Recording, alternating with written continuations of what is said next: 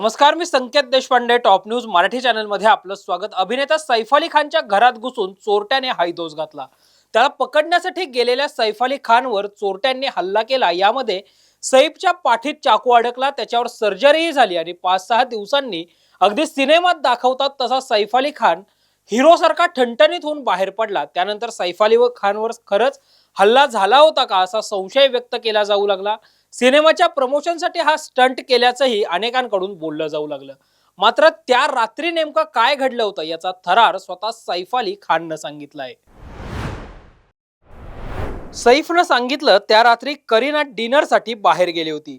सैफला सकाळी काम असल्यामुळं तो तिच्याबरोबर गेला नाही. काही वेळाने करीना घरी आली. दोघांनी एकत्र गप्पा मारल्या आणि झोपी गेलो.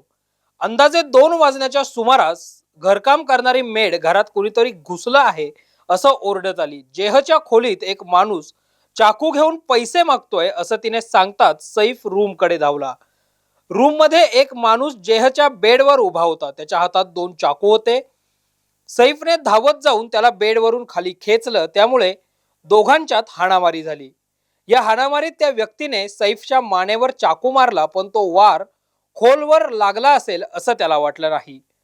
त्याला त्याच्या मुलाची चिंता सतावत होती, म्हणून तो एकटाच या व्यक्तीला भिडत राहिला. कुणीतरी सैफच्या मदतीला धावून येईल असं त्याला वाटत असतानाच मेडने पुढे येऊन त्या व्यक्तीला दूर ढकललं. त्यानंतर या दोघांनी मिळून त्या व्यक्तीला रूम मध्ये बंद केलं आणि त्यानंतर सैफला रुग्णालयात दाखल करण्यात आलं. आणि आता हळूहळू त्याची परिस्थिती पूर्ववत होत आहे. मात्र या हल्ल्याला सैफ स्वतःला जबाबदार ठरवत आहे. हल्ल्यातून सावरत असलेल्या सैफने हल्ल्याची जबाबदारी स्वतः स्वीकारली आहे. त्यानेच घराचे दरवाजे खिडक्या बंद केल्या आहेत का हे पाहिलं नाही आणि त्यामुळेच हा व्यक्ती घरात घुसला. त्यामुळे सोसायटीची सुरक्षा, पोलीस किंवा इतर कुणालाच या हल्ल्यासाठी दोष देणार नाही असंही सैफ म्हणालाय. तर हल्लेखोर भुकेला असेल, त्यामुळे काहीतरी खाण्यासाठी तो घरात शिरला, त्यामुळे आपण त्याला माफ करूया असं तैमूर म्हणालाय. मात्र चाकूनं हल्ला झाल्यामुळे या आरोपीला माफ करणार नाही असं सैफने सांगितलं.